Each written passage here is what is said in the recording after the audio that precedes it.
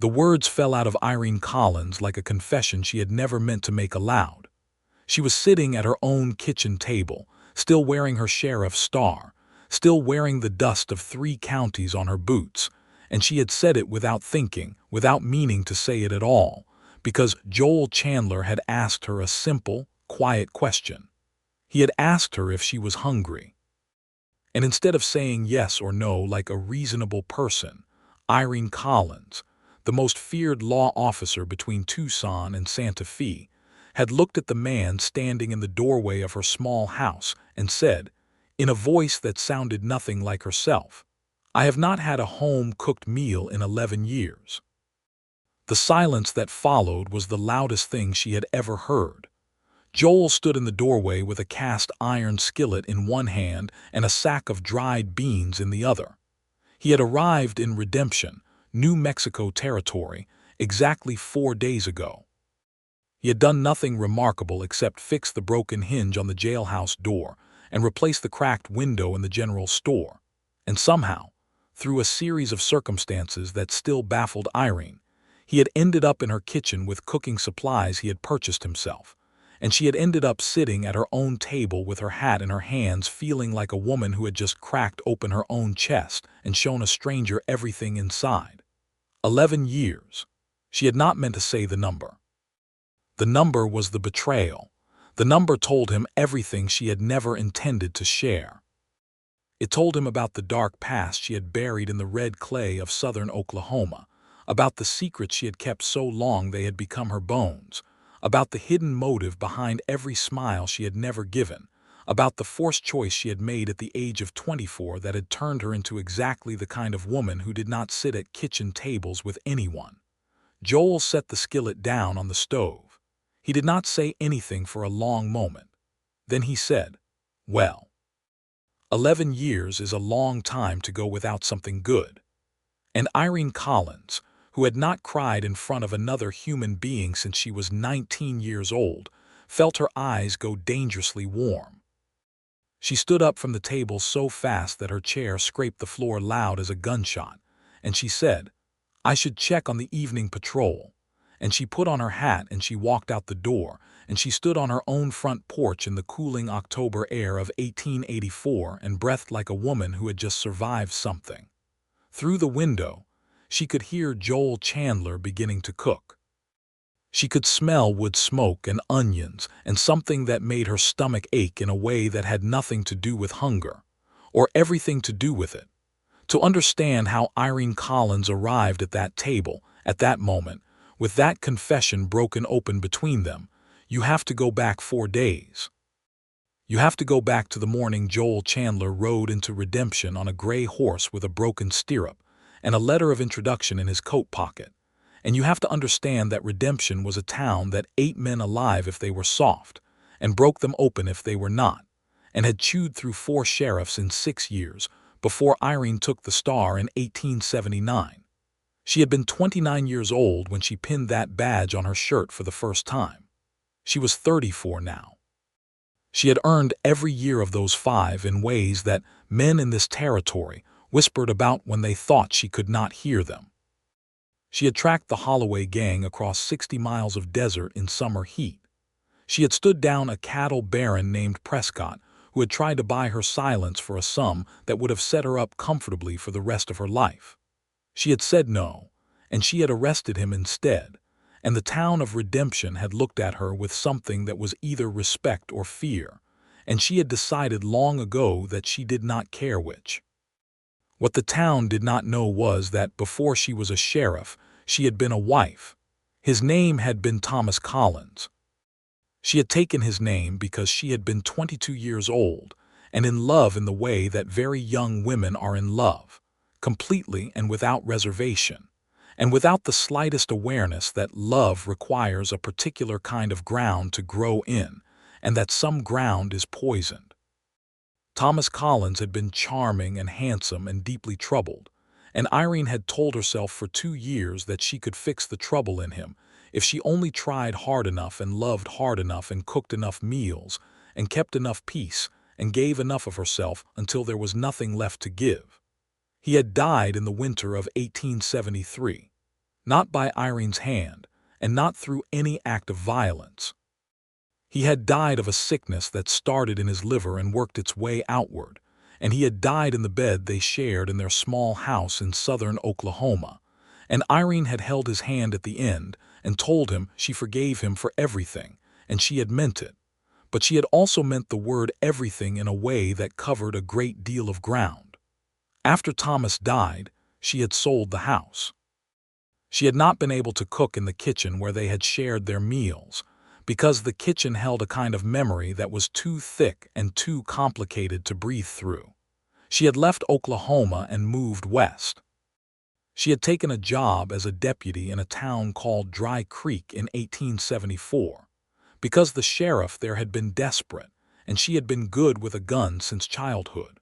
Her father having been a man who believed his daughters should be capable of surviving in the world as it actually was rather than as polite society pretended it to be. She had been a deputy for 3 years, and then she had moved to Redemption, and she had been sheriff for 5, and she had not cooked herself a home meal in all of that time because it had been easier not to. She ate at the saloon that also served food. She ate dried biscuits and jerky on the trail. She drank more coffee than was probably wise. She kept herself alive the way you keep a working tool alive, with maintenance and no sentiment. And she had been fine. She had absolutely been fine. She was 34 years old and she was the sheriff of Redemption, and she had a clean record and the respect of her town and a house that was technically a home, and she had been completely, utterly fine. And then Joel Chandler had ridden in on his gray horse with his broken stirrup and his letter of introduction, and fine had become a word she could no longer quite hold in her hands. He had arrived on a Monday. The letter he carried was from Harlan Webb, who served as the territory's representative on the county board, and it explained that Joel Chandler was a carpenter and handyman of considerable skill, who was interested in settling in Redemption if there was work to be found. Harlan Webb spoke highly of him, which was not nothing, because Harlan Webb was not a man who spoke highly of people casually. The letter mentioned that Joel had served in the Union Army during the war between the states, had worked as a carpenter in Kansas City for several years after, and was 36 years of age. Irene had read the letter sitting at her desk in the jailhouse, and then she had looked up at the man standing on the other side of it. He was tall, not dramatically tall, but tall enough. He had the kind of face that had lived outdoors for a long time, brown from the sun and marked around the eyes from squinting against it. His hands, she noticed immediately, because she always noticed hands, were large and calloused and extremely competent looking, the hands of someone who worked with them constantly and well. He wore a gray shirt and brown canvas trousers and boots that had seen considerable mileage. He was not carrying a sidearm, which she noted with professional attention. He carried a rifle in the scabbard on his saddle. She had seen that when he rode up, but he had left it there. He had come to meet the sheriff without a weapon on his person, and whether he had done that deliberately as a gesture of respect or whether it was simply his habit, she appreciated it. He had looked back at her while she read the letter. He had not fidgeted. He had not made small talk. He had simply stood there with a patience that was entirely natural, not performed, and that had been the first thing about him that had unsettled her. She had put the letter down and said, "Harlan Webb speaks well of you." Joel Chandler had said, "Harlan Webb is a generous man." She had said, "I would not rely on his generosity as a character reference. I would rather form my own opinion." He had said, "That seems sensible. I would rather you did too." She had looked at him for a moment and then said, "Redemption has a church that needs its bell tower repaired. It has a schoolhouse that needs a new roof before winter. It has a general store with a cracked window and a jailhouse with a broken hinge. If you can handle those jobs with reasonable skill and reasonable speed, the town will pay you for each one. Whether you decide to stay after that is a matter between you and the town." He had said, "That seems fair." She had said, "You will find room and board at the Callaway boarding house on the main street, Mrs. Calloway charges $2 a week for a room and 3 meals a day. She does not tolerate drinking in the rooms. If you are a man with a drinking problem, I am telling you now so that you can make an informed decision. He had said, I am not a man with a drinking problem.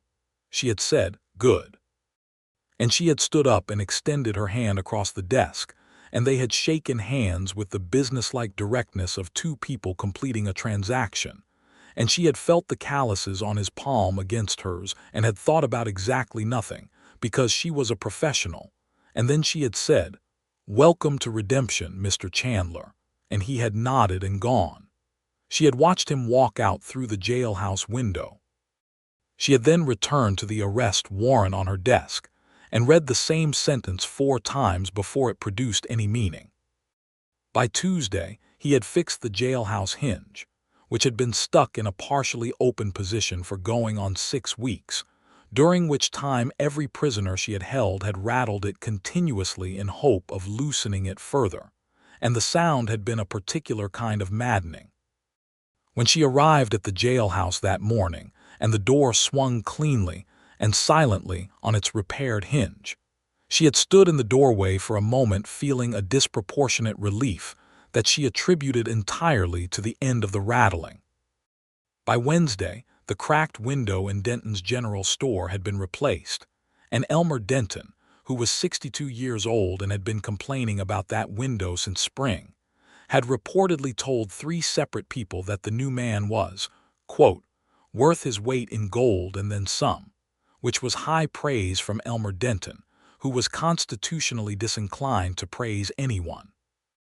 On Thursday morning, Irene had been doing her regular walk of the main street at 7 in the morning, which was her habit, and she had come around the side of the church and found Joel Chandler 20 feet up a ladder with a rope and a pulley system he had rigged himself, hauling new timber up to the damaged section of the bell tower, and doing it with a calm efficiency that was either very admirable or very irritating. She had not yet decided which. She had stood at the base of the ladder and said, you should have a second man holding the base of that ladder. He had looked down at her from 20 feet up with an expression of mild surprise and said, the ground is flat and hard. The ladder is stable, she had said. The ground was flat and hard when Tom Ellery fell off a ladder in this town and broke his collarbone 3 years ago. He had said, was Tom Ellery an experienced carpenter? She had said, he was an experienced drunk.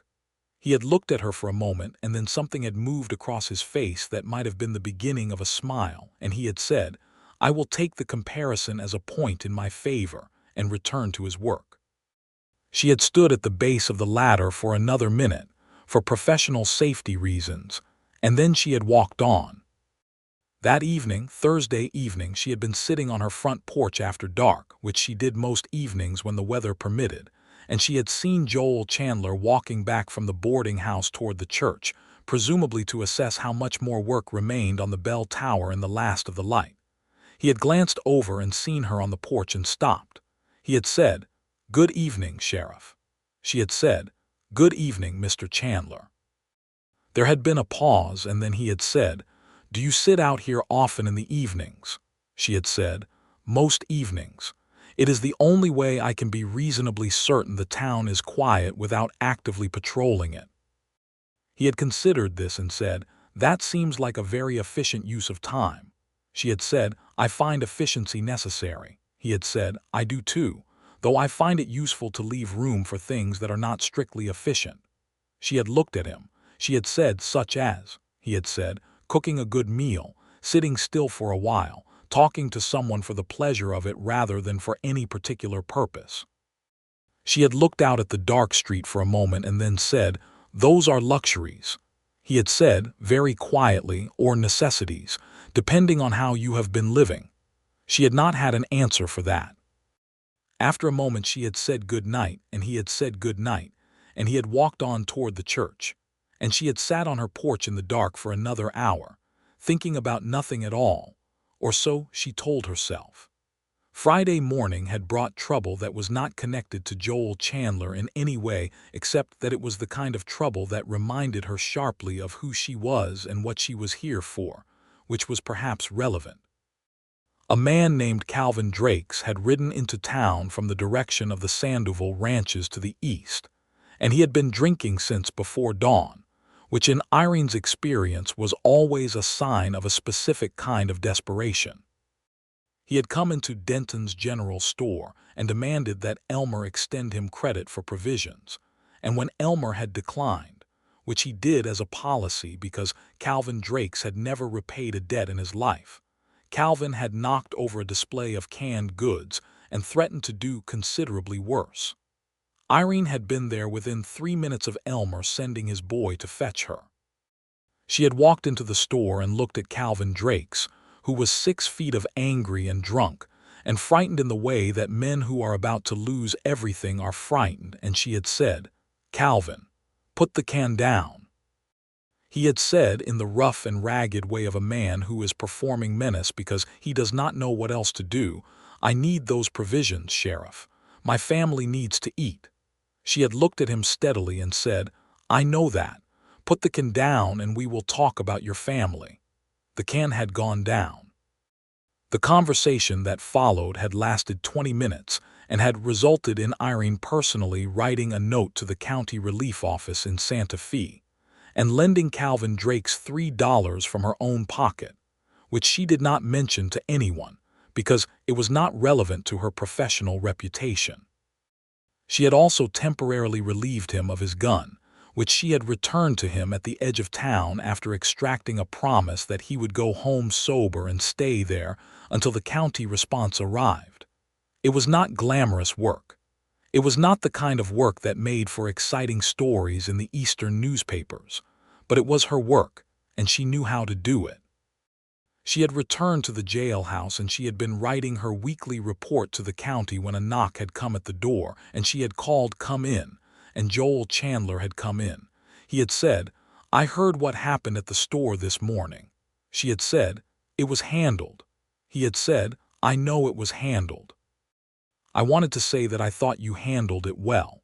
She had looked up from her report. She had said, "Thank you," in the careful tone she used when a compliment arrived from an unexpected direction.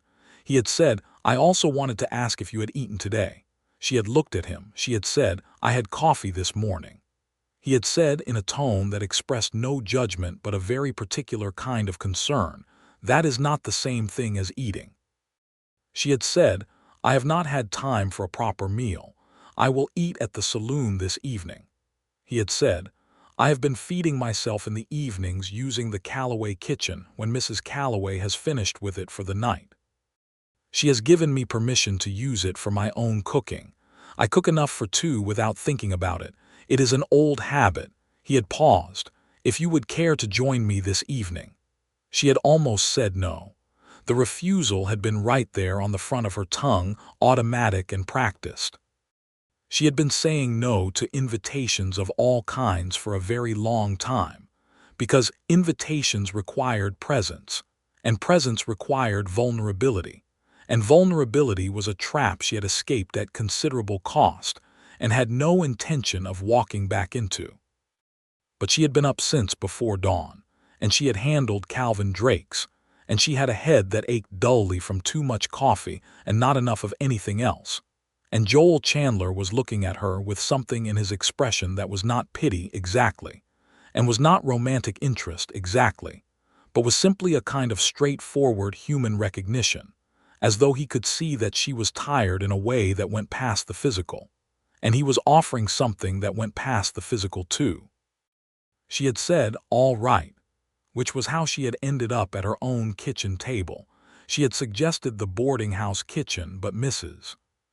Callaway had decided to host a Ladies' Aid Society meeting that evening, and the boarding house had been full of women with pies, and Joel had said quietly that if she preferred, her kitchen would work just as well.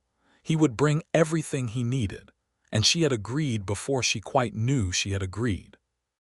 She had left him there in her kitchen and stood on her porch for a long time after she said, "I have not had a home-cooked meal in 11 years, breathing the October air and not allowing herself to feel any of the things she was feeling. The smell of onions and something savory pulled her back inside. Joel had not said anything about what she had confessed. He had simply continued cooking. The stove was lit and doing its work in the kitchen, which Irene had always thought of as a functional room that happened to contain a stove, felt different with him in it. Warmer, but not just from the fire. Fuller. Like a room that was meant to be used this way and had been waiting. She sat back down at the table. She put her hands flat on the wood and looked at them. Joel set a bowl of salt on the table without commenting on her return. He turned back to the stove. She said, "What are you making?" He said, "Bean soup, with salt pork and onion. I found the beans in the pantry. I hope that was all right." She said, "I only have beans in the pantry because Mrs. Calloway gave them to me last spring and I never got around to throwing them away." He said, "That is a shame. Beans are one of the most undervalued foods on the frontier." She said, "I will take your word for it." He stirred the pot. He said without turning around, 11 years is since 1873. She said after a moment, "Yes." He said, "That is before you were a sheriff." She said, "Yes." He let the silence settle between them unhurried. He did not push. The soup simmered. She said, "I was married. I cooked when I was married. When that ended, the cooking ended too. It seemed connected." He turned around then. He looked at her with an expression that held no demand and no assumption and no particular curiosity beyond the kind that is essentially kind. He said, "I understand connected things." She said, "Did you cook when you were married?" The question surprised them both slightly. She could see it in the small shift of his expression.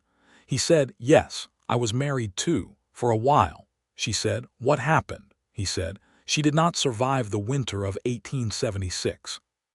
There was a fever that went through Kansas City that year, 3 weeks, and then she was gone." He paused. "We had only been married 2 years. Irene looked at him for a long moment. She said, "I am sorry." He said, "I am also sorry for whatever happened in your 11 years. Something settled in the room then. Not resolution, not yet, but recognition. Two people who had each lost something irreplaceable and had each rebuilt themselves from what remained, sitting in a kitchen that smelled of beans and onion and wood smoke, telling each other tiny, careful fragments of the truth. He served the soup in the 2 bowls she had in her cabinet. He brought 2 spoons and set one in front of her with the naturalness of someone who had been doing this for years. She picked up the spoon. She tasted the soup. It was extraordinary, not because it was complicated or sophisticated or made with expensive ingredients. It was extraordinary because it was warm and real and had been made by another person's hands for the specific purpose of feeding her, and she had not experienced that in 11 years, and she had not understood how much she had missed it because she had trained herself not to feel the absence. She said, "This is very good." He said, "Thank you." He said it simply, without false modesty or excessive pleasure, just the direct receipt of a compliment. They ate in silence for a few minutes. Outside, the wind had picked up. Through the window, Irene could see the main street of Redemption empty and dark in the way it was at 8 in the evening, the lanterns burning in front of the saloon, the boarding house lit up with the Ladies' Aid Society, the familiar landscape of her life. She said, "Why Redemption? The letter from Harlan Webb said you were in Kansas City." He said, "Kansas City is a fine place. It is also a place where you are reminded of what you had and no longer have at every corner and every street." I needed to go somewhere that did not have those corners. She understood this with a completeness that was almost uncomfortable. She said, "And Redemption seemed like a good choice." He said, Harlan Webb described it as a town that was still in the process of becoming itself. He said it had a sheriff who kept good order and a population that was growing carefully rather than explosively. He said it needed the kind of skilled work I do. He paused. He also said the sheriff was remarkable, but he did not elaborate on that. She felt heat in her face that had nothing to do with the stove. She said, very carefully, "Harlan Webb is a man who likes to stir things." Joel looked at her with something in his expression that was beginning to resolve into something warmer and more specific. He said, "I do not think he was wrong." She looked at her soup bowl.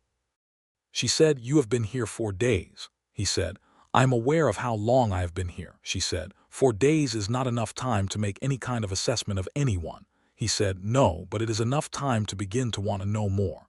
She picked up her spoon again. She said, "You should know that I am not an easy person." He said, "I did not expect you to be." She said, "I have not had a social conversation of any depth in longer than I can accurately calculate."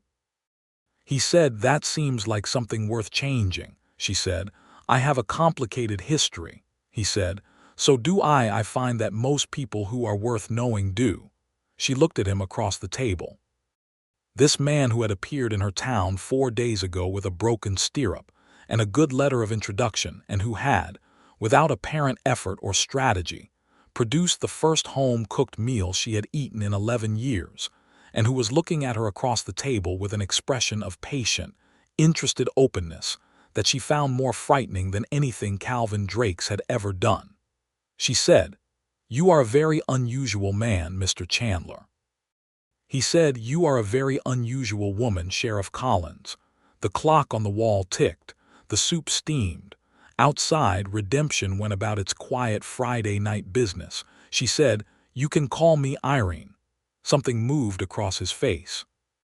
He said, "Thank you. You can call me Joel." She said, "I know." He smiled then, a real one, and she discovered that it was a smile that did things to the temperature of the room, and she told herself very firmly that this was simply the effect of warm soup and conversation after a long and demanding day. She did not entirely believe herself. Over the following 2 weeks, the thing between them grew in the particular way that things grow in people who are paying attention, but refusing to name what they are paying attention to. It was like watching a fire catch hold in green wood, slowly, with great deliberation, but with an eventual certainty. She began eating dinner at her kitchen table most evenings. Joel cooked. This was not a formally arranged thing. It evolved through a series of small events that each seemed reasonable in isolation. He had mentioned, the evening after the soup, that he had purchased a chicken from the Navarro family who kept poultry on the eastern edge of town, and that it made more sense to cook it for 2 than for 1. She had agreed that this was logical.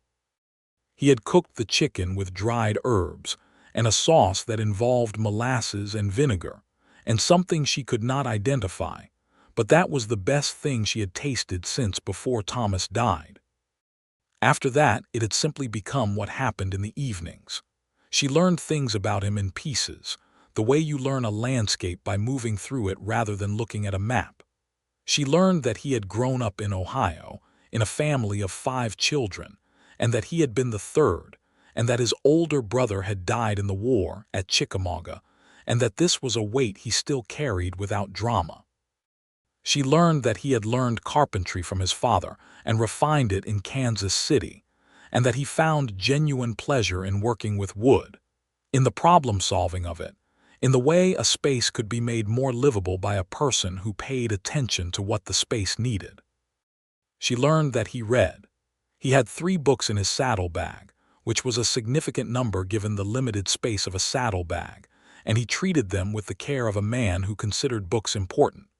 He was reading a novel by Irene Collins when he arrived, and when she mentioned that she had read the same novel, he had looked at her with an attention that felt different from ordinary attention, more focused and more warm. She told him in pieces about her own history. Not Thomas's drinking, not at first, but Thomas himself, who he had been before the drinking got its hold on him.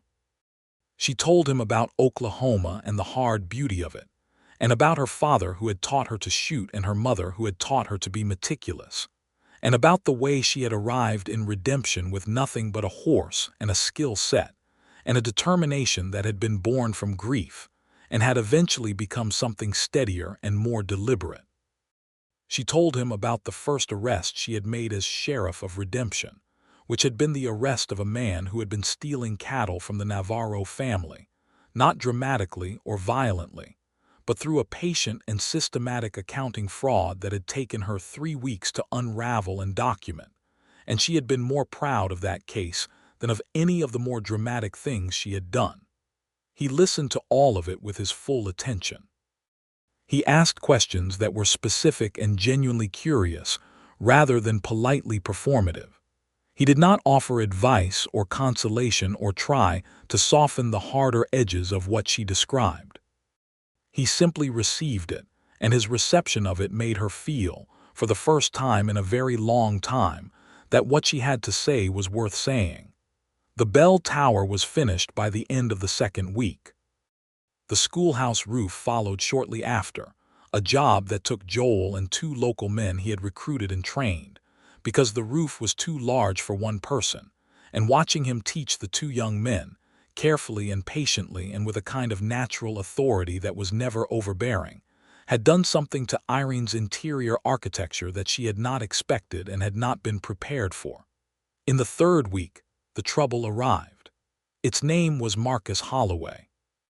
Not the senior Holloway whose gang Irene had tracked across the desert 4 years ago, but his younger brother, who was 32 years old and had been building his own reputation for violence and coercion across the territory since his brother's imprisonment, and who had arrived in redemption with 2 of his men on a Tuesday afternoon, with an agenda that Irene recognized immediately because she had been watching for it. Marcus Holloway wanted the gold that was being transported through redemption on Friday by the Territorial Bank's armored wagon. He wanted it enough to have ridden 200 miles to be in position for it. He wanted it enough to have arranged, or so she suspected, for his men to be planted in town for the week beforehand.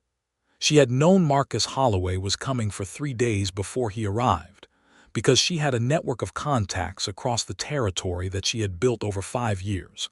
And one of them, a man named Ruiz who ran a freight operation out of Albuquerque, had sent word that Holloway was moving north and east and that Friday's shipment was the probable target. She had her plan in place before Holloway's horse raised a single dust cloud on the eastern road. What she had not planned for was that Marcus Holloway, who was smarter than his brother and considerably more dangerous in the specifically calculating way that intelligence made a criminal dangerous, would identify Joel Chandler as a pressure point. She was not entirely sure afterward how Holloway had seen it. Perhaps it was simply that Joel was new and therefore noticeable. Perhaps it was that Holloway's men had been watching the town for several days before Holloway himself arrived, and had observed that the carpenter and the sheriff ate dinner together most evenings, and had correctly identified this as something more than professional courtesy. On Wednesday evening, 2 of Holloway's men had made a point of stopping Joel on the main street in what appeared to be a casual encounter, and had made it very clear in the carefully coded way of men who are delivering threats they intend to be deniable that Joel would be wise to ensure the sheriff was occupied and unavailable on Friday morning between 8 and 10. Joel had come to the jailhouse immediately afterward. He had told her everything, precisely and calmly, and without embellishment. She had listened without interruption. When he finished, she said, "You came straight here." He said, "Of course," she said. "Some men in your position might have considered the alternative." He looked at her steadily. He said, "I am not some men." She looked back at him. She said, "No, you are not." She paused. "Are you afraid?" He said honestly. "Yes." "Are you?" She said also honestly. "I am always a calibrated amount of afraid. It keeps me careful." He said, "What do we do?" She had already been thinking about it. She said, "You do nothing. You behave entirely normally. You go to the boarding house and you sleep and you come to work on the church windows tomorrow as though nothing has happened. I will handle Friday morning." He said, "Irene." She said, "Joel." He said, "You are planning to face Holloway with however many deputies you have, which I believe is 1, and the Territorial Bank's guards, who are 2 men and neither of them particularly experienced." She said, "I also have the element of knowing exactly what he is going to do and when."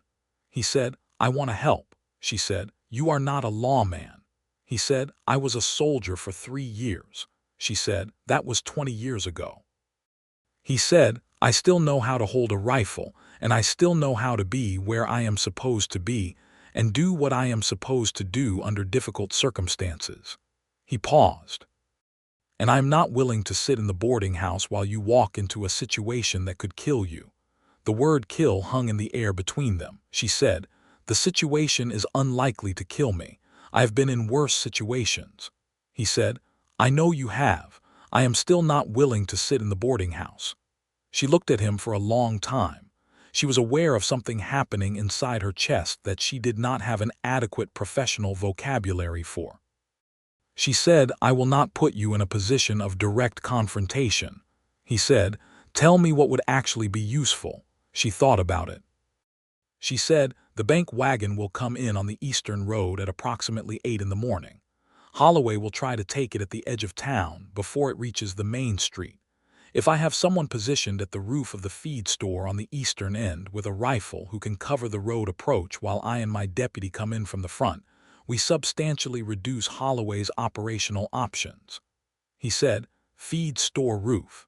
She said, you are not to fire first. You are not to fire unless fired upon or unless I give a clear signal, which will be my whistle.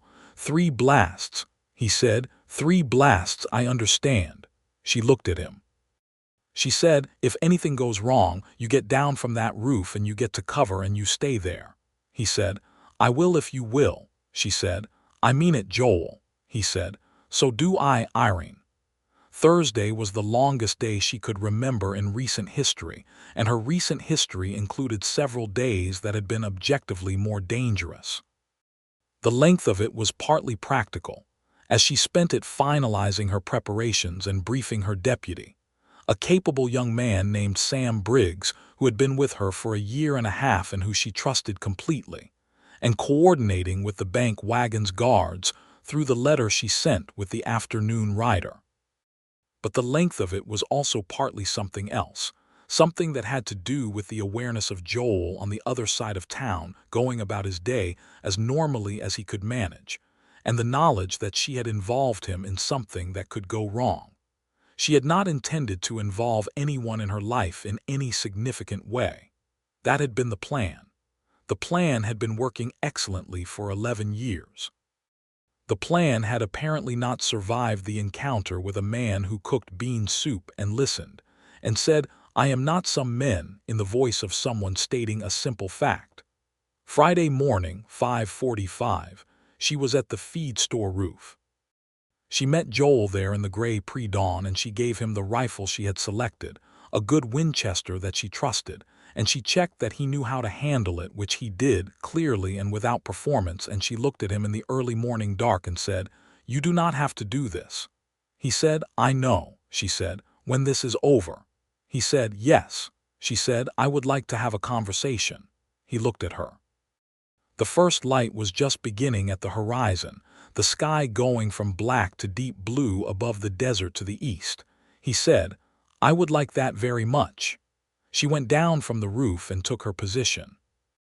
What happened at 7:58 on that Friday morning in Redemption was, by the standards of Wild West confrontations, not particularly dramatic. Marcus Holloway and 4 of his men approached the eastern edge of town as the bank wagon came in from the opposite direction, and they were met, at the critical choke point, by Sheriff Irene Collins, who had positioned herself behind the stone water trough with her deputy covering her left side, and by 2 territorial bank guards who had been told precisely where to be, and by a man on the feed store roof who had a clear sightline to every point of the approach. Holloway had ridden straight into a trap. The trap being that the woman he had intended to neutralize had known about his plan for days and had spent that time preparing to spring it back on him. He had the good sense to recognize a lost situation. She had given him the option, as she gave every man the option if the option was available to give, to surrender without violence. It required some negotiation, because Holloway had his pride, but she had been negotiating with dangerous men for 5 years, and she knew exactly how to give a man's pride enough room to bend without breaking. And in the end he had put his hands up, and his men had put their hands up, and the gold had gone safely on its way, and Marcus Holloway and his associates had taken up residence in the Redemption jail to await the U.S. Marshal who would arrive on Monday. She had stood in the street afterward and breathed. Then she had looked up at the feed store roof, and Joel was there, and he raised a hand, and she had raised a hand back, and she had felt something break open inside her that was not grief this time and not loneliness, and was something she had not felt in so long she had almost forgotten it had a name. She handled the paperwork. She sent the telegrams that needed to be sent. She briefed Sam Briggs on the custody arrangements for the weekend. She did all of the things that needed doing because that was who she was and what she did, and she did them with her characteristic efficiency and calm. And then she walked back to her house in the late afternoon and she sat down at her kitchen table and she waited. Joel knocked at her door 20 minutes later. He came in and he sat down across from her and he looked at her with all the same patience and warmth and directness he had brought to every interaction they had had, and he said, "You said you wanted to have a conversation." She said, "Yes." He said, "I am here." She looked at her hands on the table. She said, "I have been living a certain way for 11 years. It has been a good way in many respects. It has been useful and productive, and it has served the town, and it has served my sense of myself." He said, "Yes." She said, "I have not allowed myself to want things that I was not certain I could sustain, because losing things that you need is a specific kind of damage, and I have already sustained that damage once, and I was not willing to risk it again." He said, "That makes complete sense." She said, "You have been in redemption for 3 weeks." He said, 3 weeks and 2 days. She looked up at him. She said, "That is not very long." He said, "No, it is not very long at all." He paused.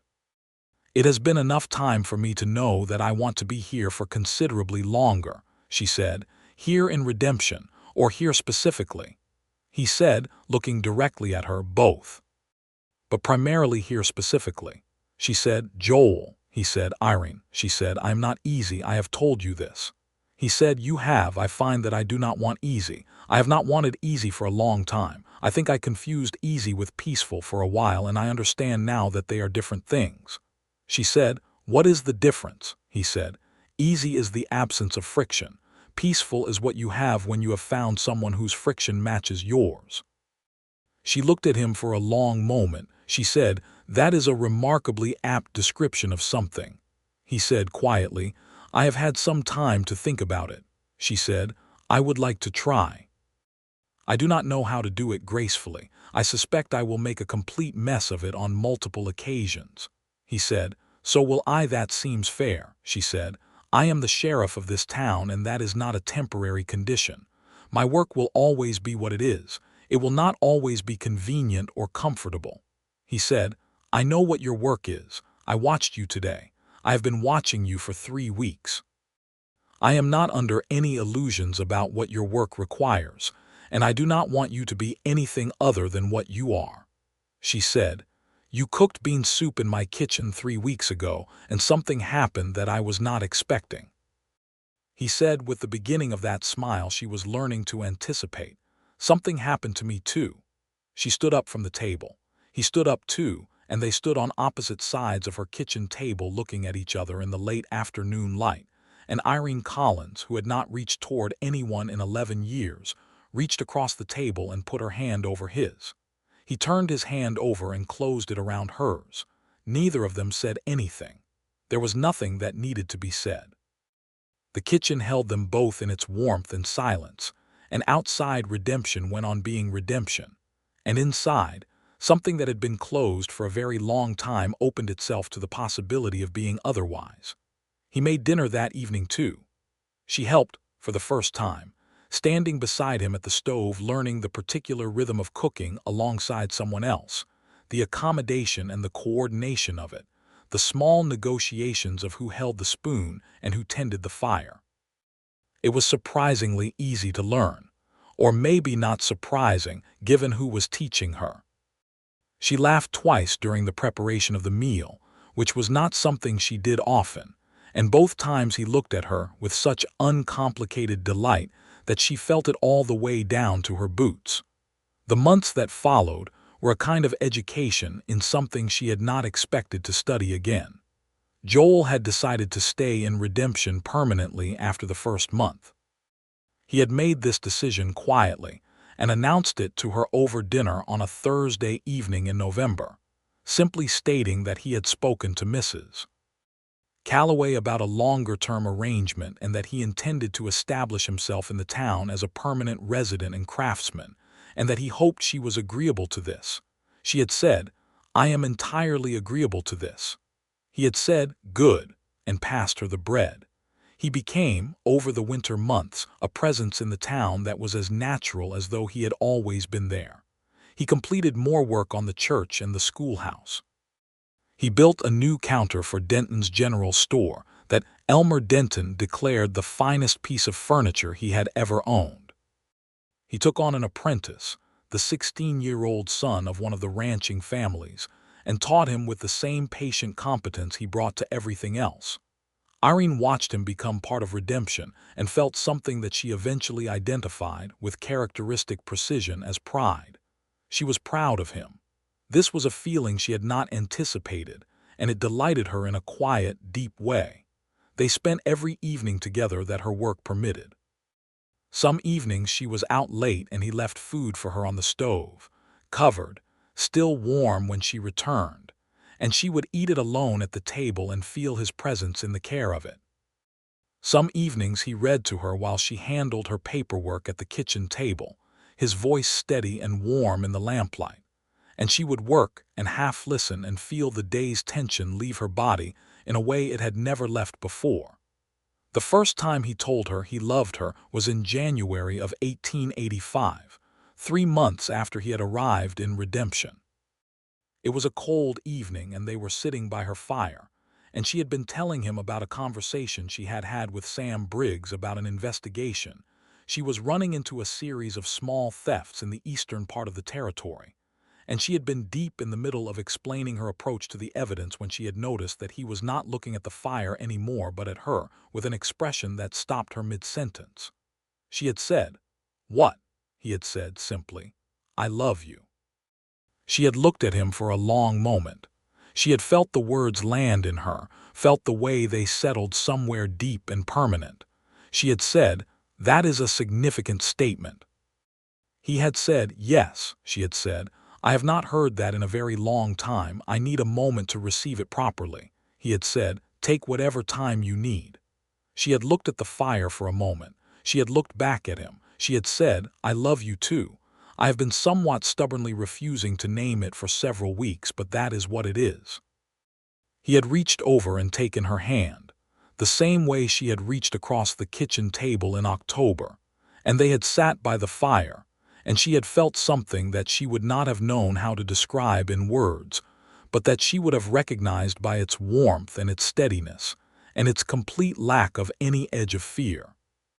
He had kissed her for the first time on the same evening, and it had been the kind of kiss that was not at all tentative, quiet and deliberate and absolutely certain of itself, and she had kissed him back with the same certainty, and it had been, she thought, a very good beginning. The spring brought change in the way spring always does in the territory, with abruptness and force and a kind of beauty that was inseparable from its violence. The desert bloomed in the aftermath of late rains, and the town of Redemption expanded by 3 new businesses and a dozen new families, drawn by the stability of a well-run community and the completion of the telegraph line that now connected them to Albuquerque and beyond. Irene's workload increased with the growth.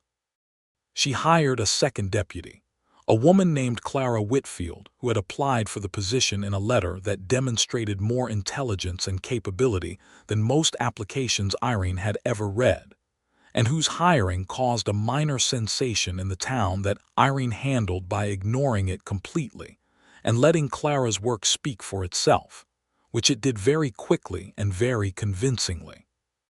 Joel built a small workshop adjacent to the boarding house, with Mrs. Calloway's enthusiastic agreement, and began taking on larger commissions, including furniture orders from families in 3 surrounding towns. He was building a name for himself in the region, and watching it happen gave Irene a pleasure she found she did not need to be cautious about. It was simply good to see a person she loved doing well at something they were good at. In April, he asked her to marry him. He did not do it dramatically or formally. They were in her kitchen, as they so often were, and she was making coffee because she had learned, under his patient instruction, to make coffee that was actually good rather than simply caffeinated.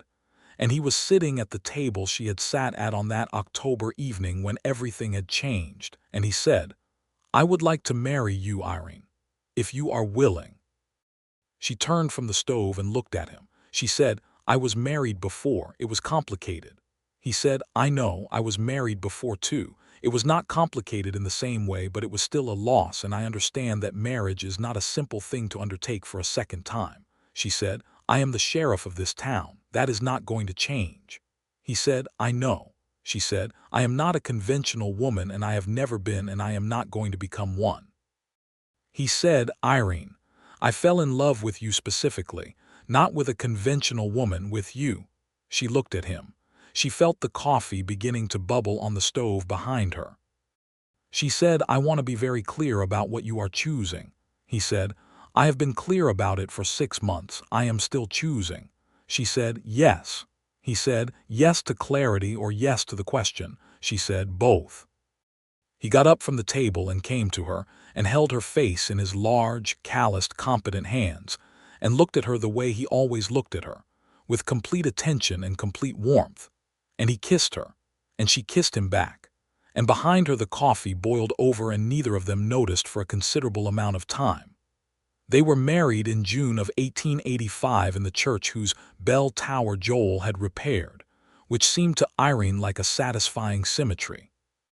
The ceremony was performed by the Reverend Alderman, a small, enthusiastic man who was visibly moved by the occasion, and who delivered a homily that was considerably longer than Irene had requested, but that she could not in good conscience interrupt. The entire town came. Elmer Denton closed the store for the afternoon. Mrs. Calloway, who had developed a proprietary affection for the situation over the preceding 8 months, wept openly and without embarrassment. Sam Briggs stood up for Joel. Clara Whitfield stood up for Irene. The afternoon sun came through the repaired windows of the church and lay in warm rectangles across the wooden floor, and Joel's hands were warm around hers when the Reverend asked him to place them there. And she looked at his face and saw everything that had been growing between them for 8 months completed and made permanent in his expression. She said, "I do," in a voice that was entirely steady and entirely certain, and she meant it in a way that she had not thought she would ever mean it again, which did not diminish what she had meant it the first time, but was simply its own true thing. The reception was held in the street, because the church hall was too small for all of Redemption.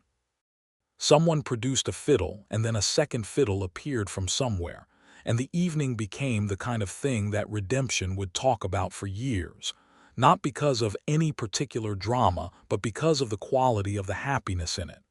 Irene danced. She had not expected to dance. Joel had taken her hand and pulled her into the space where people were dancing with a calm confidence that had not asked permission because it had known she would give it. And she had danced with him in the main street of her town in the June evening, while the fiddles played and the lanterns burned, and the people of Redemption made a circle around them that was full of goodwill. She was happy. She noticed this fact the way you notice a remarkable change in weather, with a kind of startled recognition.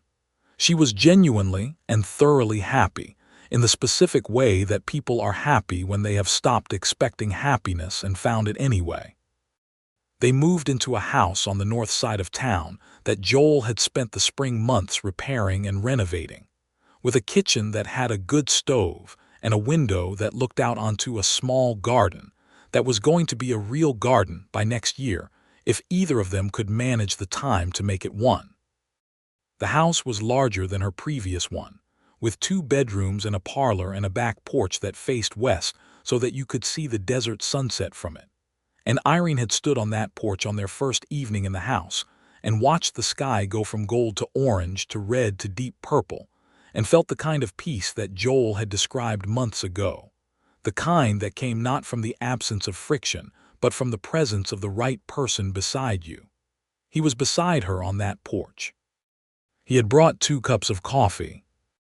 He handed her one and stood next to her, and they watched the sunset together in silence, which was the particular comfortable silence of people who have learned that they do not need to fill every moment with words because the moments themselves are sufficient. She said eventually, "Thank you for cooking bean soup in my kitchen." He said, "Thank you for eating it." She said, "I was not going to initially." He said, "I know, I could tell. I was not entirely certain you were going to come back inside after you went out onto the porch." She said, "What made you continue cooking?" He said, "I thought if she comes back in, there should be soup. If she does not come back in, the soup will be here anyway and it will not have cost anything to make it." She said, "That is very practical." He said, "I'm a practical man." She said, "You are a great deal more than practical." He looked at her sidelong with that particular quality of warmth that she had come to think of as exclusively his, and he said, "So are you, Sheriff." She said, "I am technically Mrs. Chandler at the moment." He said, "You are both. You can be both." She said, "I know." She leaned against him slightly, the way she had been learning to do, the leaning that was trust made physical. "I know I can." The fall of 1885 brought news that Irene had not been expecting, and that rearranged her internal landscape in ways she needed time to understand. She was pregnant. She found out in September from Dr. Haverford, who delivered the information with the professional matter-of-factness she appreciated, and then added, somewhat more gently, that she was approximately 2 months along and in excellent health, and that with reasonable care and the cessation of any particularly high-risk activities, she was in every reasonable expectation going to be fine. She walked home from Dr. Haverford's office and sat down at the kitchen table, her kitchen table, in the house she and Joel shared, and she sat there for a long time. The feeling that moved through her was complicated. It was a layered and intricate thing, with threads of joy and threads of fear, and threads of something she did not have a precise name for, something that had to do with time and mortality and the responsibility of new life and the specific terror of loving something so entirely that the prospect of losing it was unthinkable. She had not wanted to have children with Thomas. She had known, on some deep and inarticulate level, that the ground was wrong for it. She had never had them. She had not grieved this, because she had been too busy surviving everything else. Now she was 35 years old and the ground was entirely different, and a new life was beginning itself in her body, and she was sitting at the kitchen table where everything had begun with a man who had asked if she was hungry, and she was terrified in the best possible way. Joel came home from the workshop at 5:30. He came through the kitchen door and looked at her sitting at the table and knew immediately that something had happened, because in 11 months he had learned her face the way a person learns a landscape they navigate daily, its shifts and moods and the specific geography of her expressions. He sat down across from her without speaking. He waited. She said, "I want to see Dr. Haverford this afternoon." He said carefully, "Are you all right?" She said, "Yes, I am." She looked at him. She said, "We are going to have a child." The silence lasted about 3 seconds.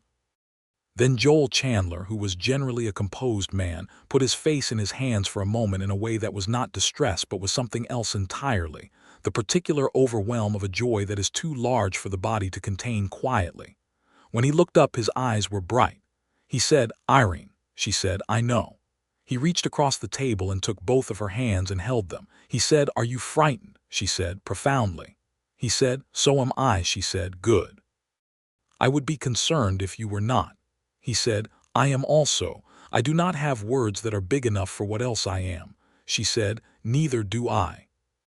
They sat at the table holding each other's hands in the kitchen where it had all begun, and the evening settled around them, and the stove needed lighting for dinner, and neither of them moved for a considerable time. Irene continued working as sheriff through the winter, as she had always intended to do.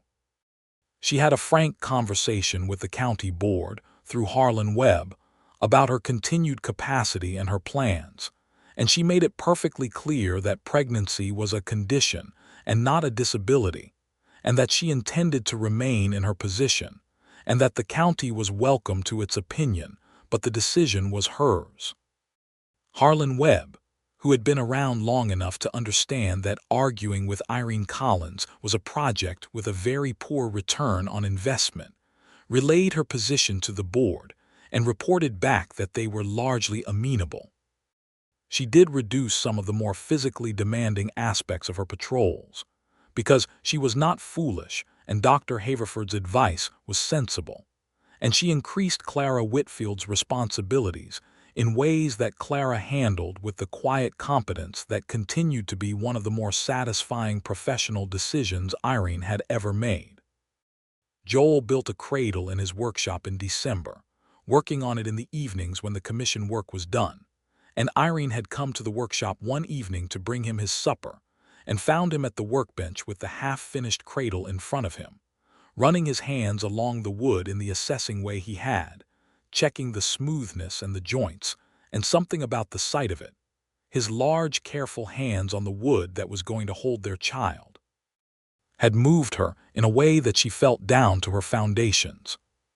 She had set the supper down and gone to him, and he had turned, and she had put her arms around him, and they had stood in the workshop with the sawdust smell and the lamplight and the cradle in progress on the bench, and she had thought that this was what life was when it was good. The specific and ordinary and irreplaceable accumulation of moments like this one. Their son was born on the 14th of March, 1886. He was born in their house, attended by Dr. Haverford and by Mrs. Calloway, who had appointed herself essential to the occasion, and who was, in fact, quite useful. Joel was in the room. Irene had insisted on this, and Joel had needed no insisting. The birth was not easy, because births rarely are, and it was the kind of night that was long and difficult and required from Irene a different quality of endurance than facing down outlaws, but she had the endurance. She had always had the endurance, and she had Joel's hand, which she held so hard that she was fairly certain she left marks, and he held hers just as hard and said nothing except her name, quietly and steadily, whenever she needed to hear something.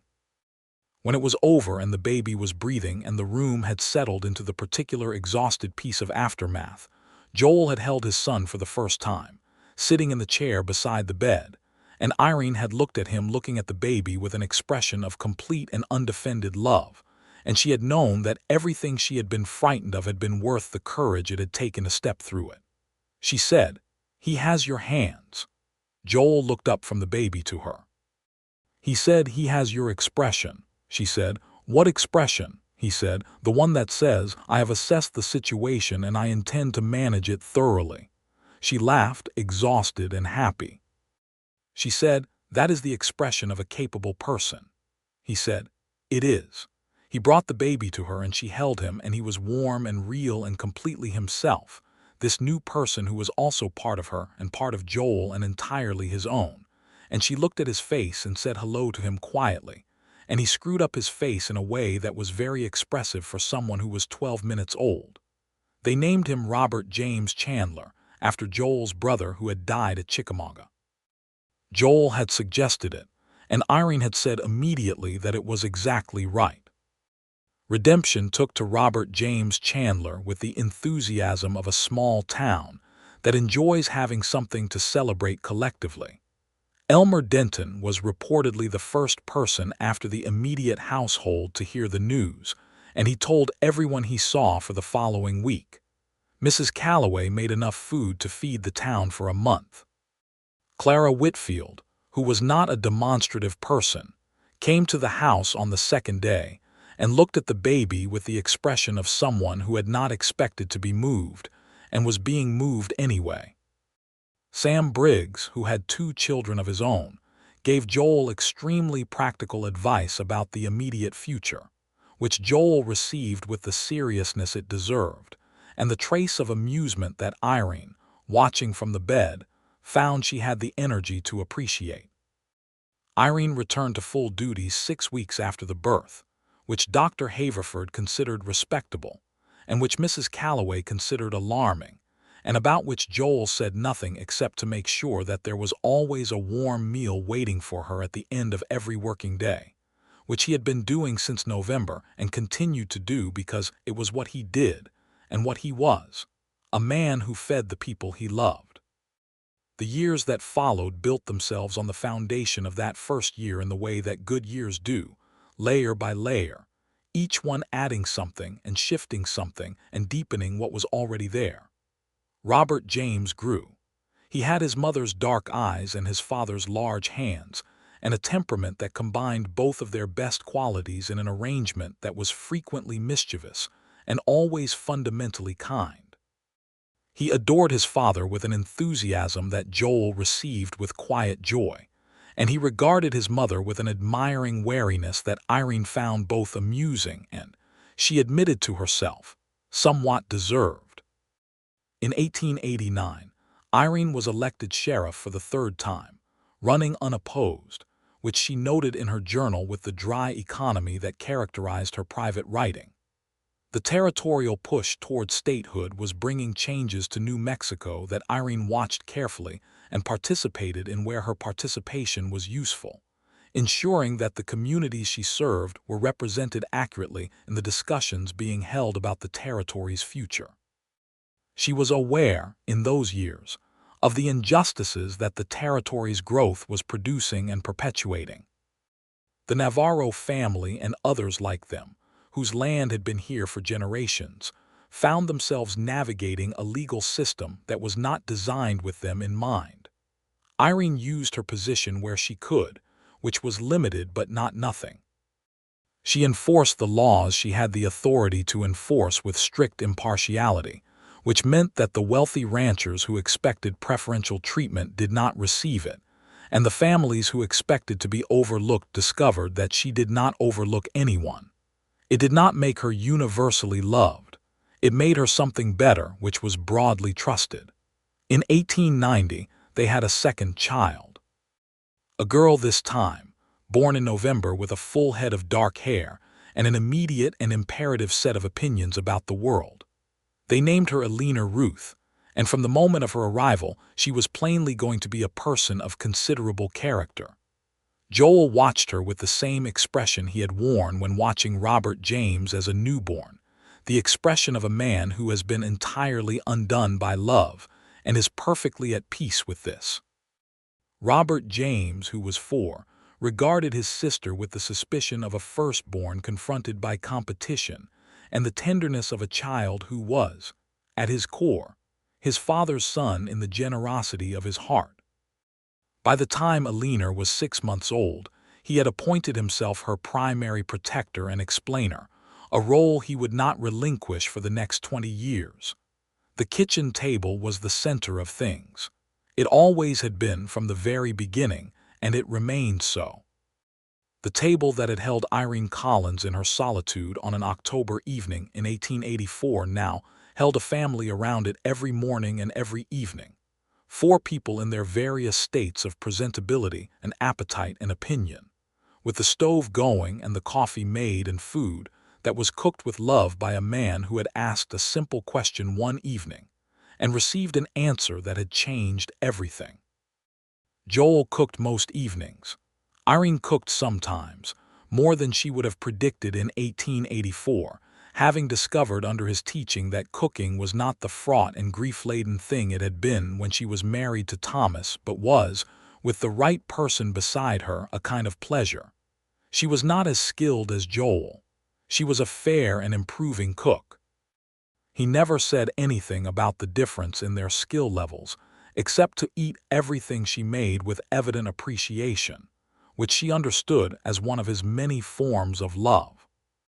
In the summer of 1892, with Robert James 6 and Irene 2, Irene sat on the back porch after supper watching the desert sunset while Joel did the washing up, and she heard through the open kitchen window the sound of her son's voice asking his father a question, and Joel's voice answering it, patient and clear and warm, and Irene's voice adding something indeterminate but emphatic from her position on the kitchen floor, and the sound of it. This ordinary, extraordinary sound of her family in her kitchen on an evening in August moved through her like something sacred. She had been 34 years old and entirely alone and had said, in a voice that was not quite her own, "I have not had a home-cooked meal in 11 years." She was 42 years old now. She had had 8 years of home-cooked meals, and she had had 8 years of this man's love and this house and this life and these children and this town and this work. And she had had, every day of those 8 years, the profound and daily miracle of being known. Joel came out onto the porch with 2 cups of coffee and sat down beside her in the second chair that had stood on this porch since the day they moved in, the chair that was his, positioned so that they could both see the sunset without either one blocking the other's view, because he had thought about that when he placed it, in the way he thought about everything he built, with care and with attention to what the space and the people in it actually needed. He handed her the coffee. She took it. They watched the sky go through its colors, gold and orange and rose, and the deep red that the desert evening made unlike anywhere else she had been. She said, "Joel." He said, "Irene." She said, "Thank you." He looked at her. He said, "For the coffee," she said, "for everything, for the bean soup, for staying, for all of it." He was quiet for a moment. He said, "Thank you for coming back inside when I thought you might not." She said, "I nearly did not." He said, "I know, I am very glad you did." She said, "So am I."